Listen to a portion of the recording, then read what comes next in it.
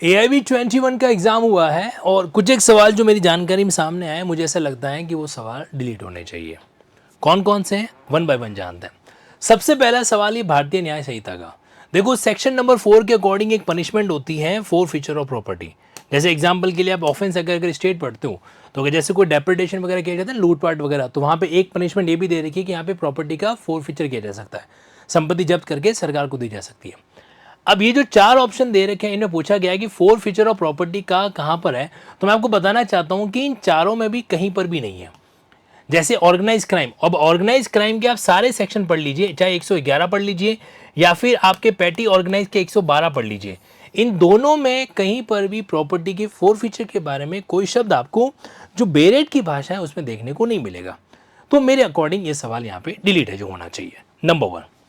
दूसरा, आपके civil procedure code के अंदर एक सवाल पूछा गया था और वो सवाल कौन सा था, यहाँ पर मैं आ जाता हूँ सीपीसी के पॉइंट को लेकर, फिर इस बारे में बात करेंगे। हाँ, सीपीसी में ये पॉइंट पूछा गया कि अगर मान लीजिए प्लांटिफ जो समन की कोर्ट फी चाहिए, रिक्विजिट फी चाहिए, वो अगर पे नहीं करता है तो क्या होगा।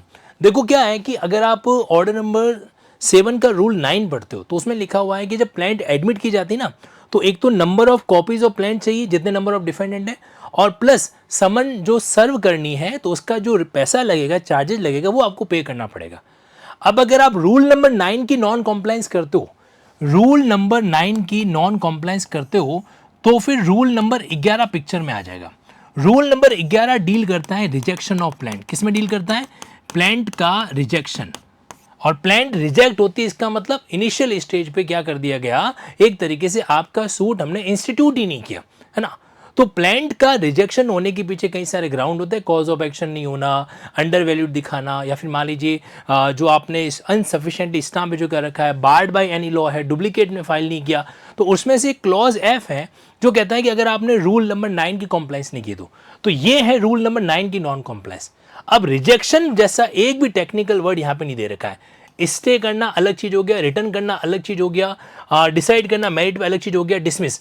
देखो डिसमिशल और रिजेक्शन एक होते तो सीपीसी में दोनों वर्ड अलग अलग क्यों दे रखे हैं, है ना। तो टेक्निकली ये सवाल क्या होना चाहिए, डिलीट है जो होना चाहिए।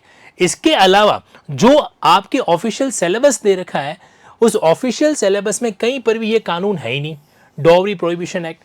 तो ये प्योरली आउट ऑफ सिलेबस वाला सवाल है भाई। या तो आप सिलेबस प्रेस्क्राइब भी मत करो, और कर रहे हो तो फिर उसको फॉलो करो।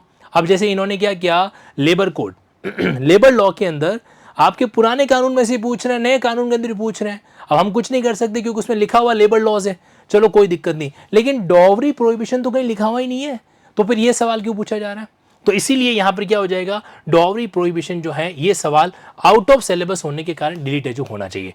इतना ही नहीं, डॉवरी प्रोहिबिशन के 2 सवाल है, स्ट्रांगली आप इसको ऑब्जेक्ट करेंगे तो डेफिनेटली डिलीट होगा, ये भी आउट ऑफ सिलेबस है। इसके अलावा एक इन्होंने ये पॉइंट पूछा, uniform civil code rules Uttarakhand 2025 किस अधिकार से पूछ लिया, किस अधिकार से ये वाला कानून है जो पूछा जा रहा है।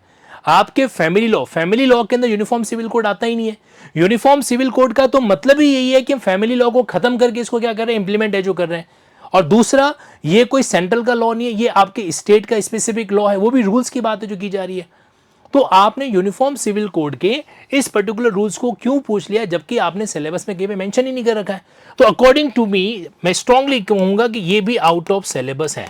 तो ये जो 5 सवाल मैंने आपको बताए, मेरे अकॉर्डिंग क्या होना चाहिए, बकायदा डिलीट होने चाहिए। अब आपकी जो मार्किंग है वो 100 की बजाय किस में से की जाएगी, 95 में से की जाएगी। तो अकॉर्डिंगली जो आपका पासिंग क्राइटेरिया है वो भी क्या किया जाएगा, प्रपोजनेटली क्या किया जाएगा, रिड्यूस है जो वहां पे किया जाना चाहिए। Okay, this is all about. अब आपका इस बारे में क्या कहना है कमेंट बॉक्स में जरूर कीजिएगा, और साथ ही साथ में इस AIB 21 की प्रॉपर आंसर की, क्योंकि देखो लिंकिंग लॉ पे मैं अगर आपको कुछ भी कराऊंगा ना तो मैं प्रॉपर बेरेक्ट दिखा के बात करवाऊंगा। अगर आप AIB 21 का पेपर एनालिसिस देंगे तो वहां पे मैंने कोई टिक मार्क नहीं किया है, वहां पर मैंने आपको बेरेक्ट के साथ में समझाया है कि ये बात यहां लिखी हुई है या फिर यहां पे नहीं लिखी हुई है। एक और पॉइंट है 14 डेज वाला सेक्शन 173, चलो उसको तो कोई बात नहीं, सुप्रीम कोर्ट के जजमेंट के साथ अपन प्रिज्यूम कर सकते हैं। इन्होंने कई सारे ऐसे जजमेंट भी पूछे लेकिन उनको अपन चैलेंज नहीं कर सकते, बट ये 5 सवाल आप चैलेंज है जो कर सकते हो।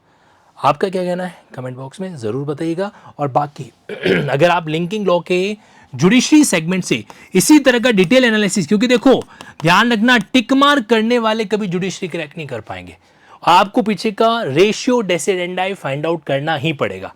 तो जुडिशरी या फिर प्रैक्टिकल एडवोकेसी को ज्वाइन करना चाहते हैं तो मोस्ट वेलकम।